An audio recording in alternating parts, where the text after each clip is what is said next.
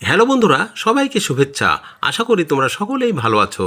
তোমরা যে মোবাইলের অ্যাপসগুলো ব্যবহার করো, এই অ্যাপসগুলো নিয়ে বিশেষ সমস্যায় পড়লে সেই সমস্যার সমাধান করে দেবে এই আজকের সেটিংসটি। এখানে আপনারা লক্ষ্য করুন, আমার মোবাইলে অনেক অ্যাপস এবং সেই অ্যাপসগুলোকে কিভাবে আমি সাজিয়ে রেখেছি, অর্থাৎ কাস্টমাইজ করে রেখেছি।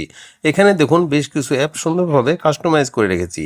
আপনারা দেখতে পাচ্ছেন এদিকেও অনেক অ্যাপসগুলো আমি সুন্দরভাবে সাজিয়ে রেখেছি।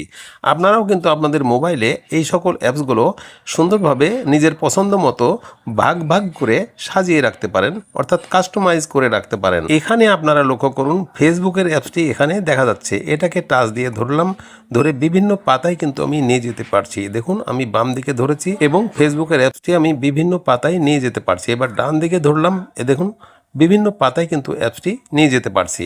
আমি এমনিভাবে যে কোনো স্থানে অ্যাপসটিকে নিয়ে গিয়ে আমি এইভাবে সেট করতে পারছি। কিন্তু এমন একটা সেটিংস আছে যে সেটিংসের মাধ্যমে অ্যাপসগুলোকে টাচ করে ধরে বিভিন্ন স্থানে নেওয়া যাবে না এবং এখান থেকে কোনো রকমভাবে সরানোই যাবে না, এটা ফিক্সড হয়ে থাকবে।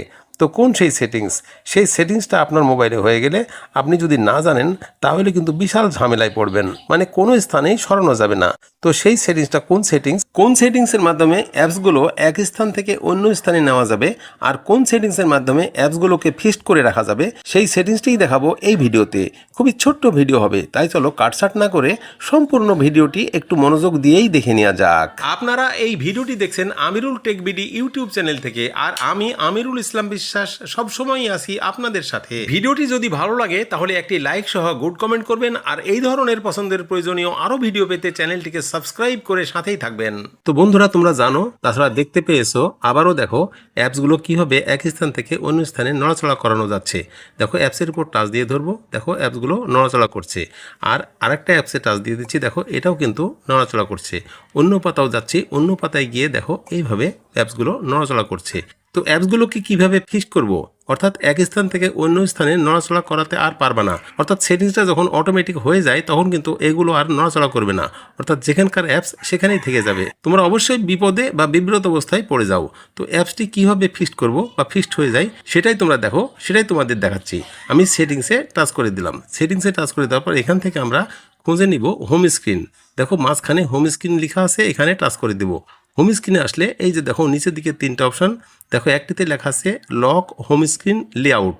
এটাতে যদি টাচ করে দিই আর অন হয়ে যায় তাহলে কিন্তু অ্যাপসগুলো আর সচল হবে না, এক স্থান থেকে অন্য স্থানে যাবে না। আমি দেখো আবারও হোম স্ক্রিনে চলে আসলাম। দেখো আমি যে কোনো অ্যাপসে টাচ দিয়ে এক স্থান থেকে অন্য স্থানে নিতে পারছি না। আবার দেখো আরেকটা অ্যাপসে আমি টাচ দিয়ে দিচ্ছি, সেটা তো আমি এক স্থান থেকে অন্য স্থানে নিয়ে যেতে পারছি না।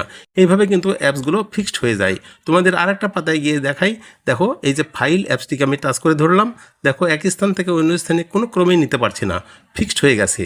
তো আশা করি তোমরা বুঝতে পেরেছো। এইভাবে যদি ফিক্সড হয়ে যায় তোমরা অনেকেই কিন্তু বিব্রত অবস্থায় পড়ো বা বিপদে পড়ে যাও, তোমরা এগুলো সচল করতে পারো না। সচল করতে হলে আবারও তোমাকে সেটিংসে যেতে হবে এবং হোম স্ক্রিনে যেতে হবে। হোম স্ক্রিনে টাচ করার পর যখন এই পাতায় আসবা তখন কিন্তু লক হোম স্ক্রিন লেআউট এটাতে অন আছে, তোমাকে অফ করে দিতে হবে।